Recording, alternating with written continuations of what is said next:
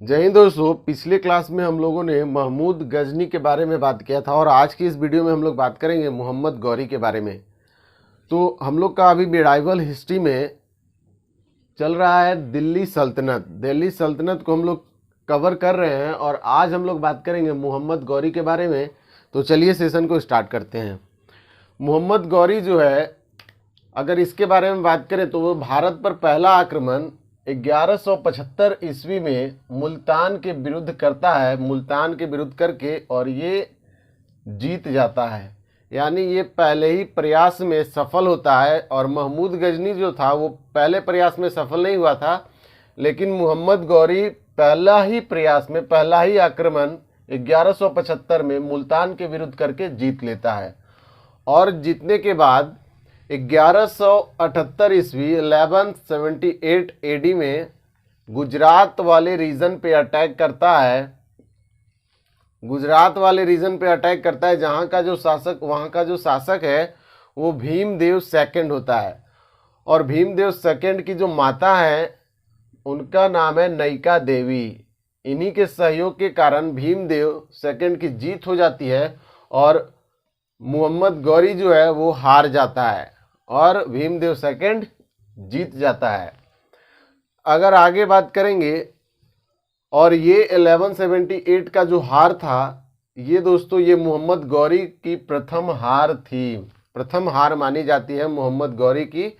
1178 में गुजरात वाले रीजन में भीमदेव सेकंड के अगेंस्ट में जो हुआ था अटैक, उसमें प्रथम हार बताई जाती है मोहम्मद गौरी की। नेक्स्ट है 1179 ईस्वी 1179 एडी में पेशावर पर आक्रमण करके उसको जीत लेता है मोहम्मद गौरी 1179। उसके बाद 2 साल बाद 1181 में लाहौर पर आक्रमण करता है और उसे भी जीत लेता है। नेक्स्ट अगर बात करेंगे 1189 ईस्वी में भटिंडा वाले रीजन पे, पंजाब, भटिंडा वाला जो रीजन है वो पंजाब के अंदर आता था, उस पर भी ये जीत हासिल कर लेता है। और उसके बाद अगर हम बात करेंगे 1189 के बाद तराइन का प्रथम युद्ध जो है 1191 ईस्वी में होता है 1191 में। क्योंकि दोस्तों ये जीतते आ रहा था, मोहम्मद गौरी जो है भटिंडा तक पहुंच गया था और दिल्ली पर खतरा मंडरा रहा था, इसलिए अजमेर का जो शासक है पृथ्वीराज चौहान वो अटैक करेगा मोहम्मद गौरी के अगेंस्ट में। आगे हम लोग उसी के बारे में बात करेंगे कि मोहम्मद गौरी के अगेंस्ट में पृथ्वीराज चौहान कैसे युद्ध करते हैं, पृथ्वीराज चौहान और मोहम्मद गौरी के बीच में। आगे अगर बात करेंगे दोस्तों, इस मैप के थ्रू आपको समझाना चाहेंगे। अगर मान के चलिए कि ये राजस्थान वाले रीजन का मैप है, तो इस यहाँ पर मान के चलिए कि मोहम्मद गौरी जो है, मोहम्मद गौरी वो भटिंडा वाले रीजन में आकर के अटैक कर चुका है और जीत चुका है। और यहाँ पर कन्नौज है और यहाँ पे अजमेर, और ये है माउंट आबू, और ये है गुजरात वाला रीजन जहाँ पे भीमदेव सेकंड है। तो अजमेर का जो शासक था वो पृथ्वीराज चौहान था और पृथ्वीराज चौहान थर्ड। और ये जो है अपनी सेना लेकर आगे बढ़ते हैं। उससे पहले आपको बता दें कि कन्नौज का जो शासक था और गुजरात वाले रीजन का जो शासक था, ये दोनों जो है पृथ्वीराज चौहान से खफा थे, नाराज थे। क्यों नाराज थे? इसका 2 कारण था। कन्नौज का जो शासक था जयचंद, ये अपनी पुत्री का नाम है संयोगिता का विवाह के लिए स्वयंवर का आयोजन किया गया था इनके यहाँ, इनके राजमहल में जयचंद के द्वारा। और पृथ्वीराज चौहान यहाँ से जाते हैं और संयुक्ता को उठा करके ले करके आ जाते हैं और उनसे विवाह कर लेते हैं। ऐसा इतिहास में लिखा गया है। बताया जाता है कि इनका जो है स्वयंवर हो रहा था वहाँ पर, और पृथ्वीराज चौहान जाते हैं और इनको उठा करके ले आते हैं और इनसे शादी हो जाता है, जिससे जयचंद जो है वो खफा हो जाते हैं, नाराज हो जाते हैं। और अगर बात करेंगे भीमदेव सेकंड के बारे में, तो भीमदेव सेकंड माउंट आबू जाते थे और माउंट आबू में इन्होंने एक इक्षणी को देखा और देखते ही इनके दिल में इक्षणी के लिए घंटी बजती है। तो इक्षणी जो है वो भीमदेव सेकंड से शादी नहीं करना चाहती थी। इक्षणी जो है वो पृथ्वीराज चौहान से शादी करना चाहती थी और इसके बाद पृथ्वीराज चौहान से इक्षणी का विवाह हो जाता है। तो उसके बाद जो है भीमदेव सेकंड पृथ्वीराज चौहान से खफा होंगे ही, उनके वो चाहते थे मेरी विवाह इक्षणी से हो। तो ऐसा नहीं होता है, जिसके कारण भीमदेव सेकंड और कन्नौज के शासक जयचंद दोनों जो है नाराज हो जाते हैं।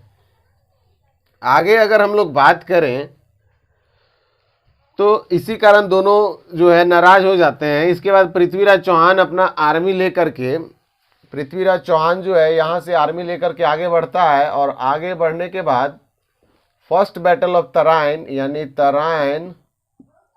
तराइन का प्रथम युद्ध जो है देखने को मिलता है।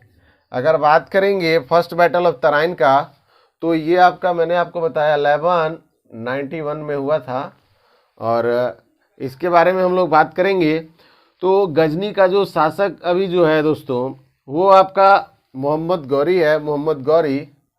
और मोहम्मद जो गौरी है उसकी सेना अगर बात करें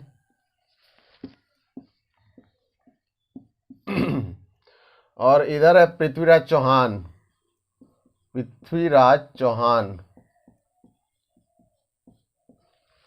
मोहम्मद गौरी एक तरफ और एक तरफ है पृथ्वीराज चौहान। और पृथ्वीराज चौहान का जो गवर्नर है जिसका नाम है गोविंदराज तोमर, ये दिल्ली से है, गोविंदराज तोमर।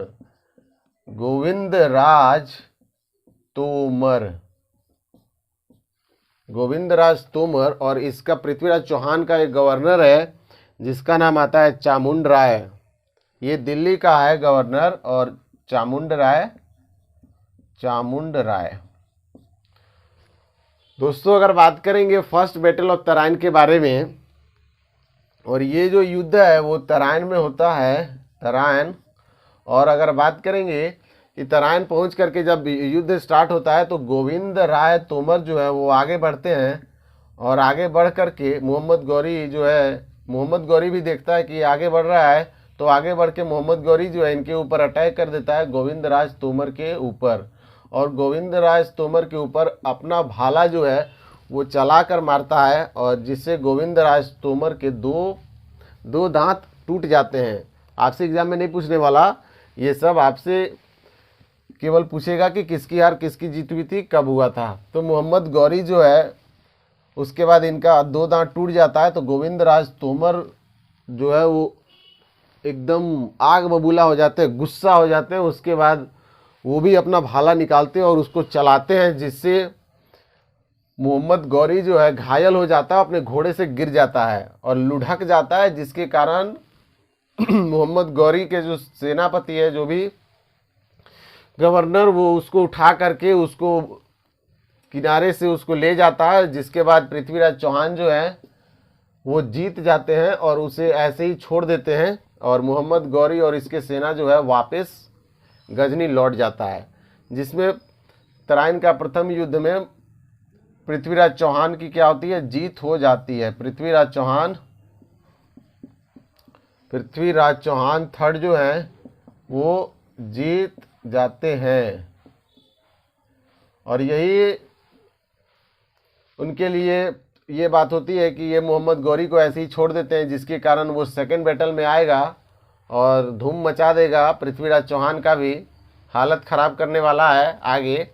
तो ये तो फर्स्ट बैटल ऑफ तराइन है, इसमें तो पृथ्वीराज चौहान जीत जाते हैं, लेकिन अगला जो बैटल होगा सेकंड बैटल ऑफ तराइन, उसमें पृथ्वीराज चौहान जो है वो हार जाते हैं। तो उसके बारे में भी आगे बात करने वाले हैं।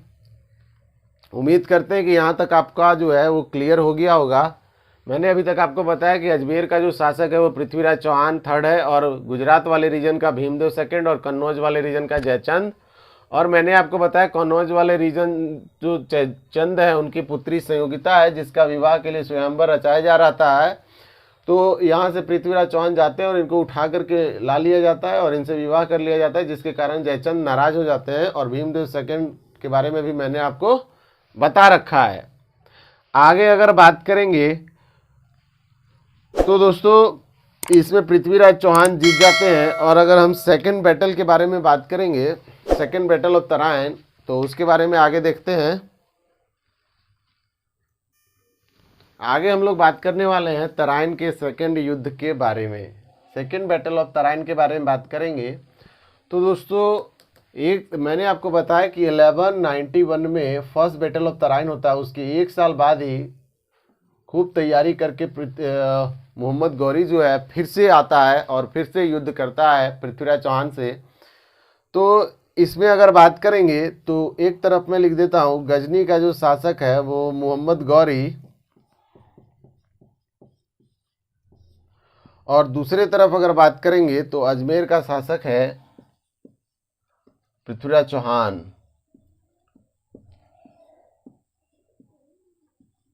पृथ्वीराज चौहान। और ये जो बैटल होता है वो फिर से होता है तराइन में ही, तराइन में ये भी बैटल होता है, सेकेंड बैटल ऑफ तराइन। अब क्या होता है दोस्तों, दोनों की सेना, इनकी सेना जो है यहाँ पर आकर के, और इनकी जो सेना है वो यहाँ पर आ जाती है। दोनों आमने सामने सेना जो है वो खड़ी हो जाती है। और शाम का समय होता है, शाम हो जाता है। तो उसके बाद गजनी क्या बोलता है, मोहम्मद गौरी बोलता है कि हमें युद्ध नहीं करना है, हमें संधि करना है। ये बोलता है कि हमें संधि करना है। पृथ्वीराज चौहान सोचते हैं कि ठीक है, संधि करना है तो कोई खराबी बात नहीं है, खराब नहीं है, ठीक है, संधि करना है तो संधि कर लेंगे। और ये मोहम्मद गौरी जो है वो बोलता है कि मैं अपने यहाँ गजनी भेज करके पता करता बोलता हूँ कि कितना हम लोग को संधि में क्या मेरे को लेना है, नहीं लेना है। तो ये जो है मोहम्मद गौरी, शाम का समय होता है और धीरे धीरे अंधेरा छाने लगता है, रात होने लगता है, जिसके कारण जब इन सैनिकों को पता चलता है, पृथ्वीराज चौहान का जो सैनिक है इनको पता चलता है कि अब युद्ध नहीं होने वाला है, अब तो संधि हो जाएगा, युद्ध नहीं होने वाला है। तो इनका जो सैनिक है, जितना सारा सैनिक सब जो है मदहोश हो जाते हैं और रात भर जाग कर खुशी से झूमने लगते हैं, नाच गान करने लगते हैं, पूरा एकदम तिलमिला उठते हैं। और मोहम्मद गौरी का जो सेना है ये दोस्तों मशाल जला करके चारों तरफ, और ये चैन की नींद जो है रात में सो लेते हैं। मैंने आपको बताया कि अजमेर का जो शासक है पृथ्वीराज चौहान, और ये जो शासक है मोहम्मद गौरी गजनी का, इसकी जो सेना है वो मशाल जला करके रात में सो जाते हैं, अर्ली नाइट। और इसके बाद क्या होता है, ये पृथ्वीराज चौहान के जो सैनिक है ये सोते नहीं हैं, ये जाग जाते हैं और जाग करके मस्ती करने लगते हैं और सोमरस का पान कर लेते हैं, जिनके कारण ये सो नहीं पाते रात में। जब सुबह का समय होता है, भोर का जो समय होता है, अर्ली मॉर्निंग, उस समय इन लोगों को नींद आने लगती है। ये नींद में आ जाते हैं, धीरे धीरे करके ये सो जाते हैं, और ये जो है इनकी नींद पूरी हो चुकी होती है तो ये जग जाते हैं, और जग करके इनके ऊपर अटैक कर दिया जाता है, अटैक कर दिया जाएगा। और अटैक कर दिया जाएगा तो आपको खुद पता है कि नींद में सोया हुआ है और ये जगा हुआ है तो कौन भारी पड़ेगा, और अटैक करके इनको मार दिया जाता है।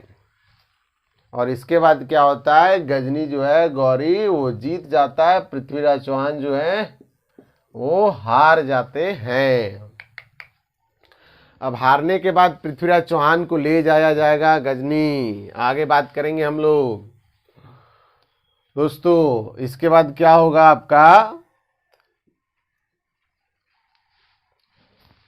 इनको ले जाया जाएगा और इनके साथ क्या सलूक किया जाएगा वो हम लोग बात करेंगे अगले क्लास में। उम्मीद करते हैं ये सेशन आपको अच्छा लगा होगा। अच्छा लगे तो लाइक शेयर कमेंट जरूर कीजिएगा।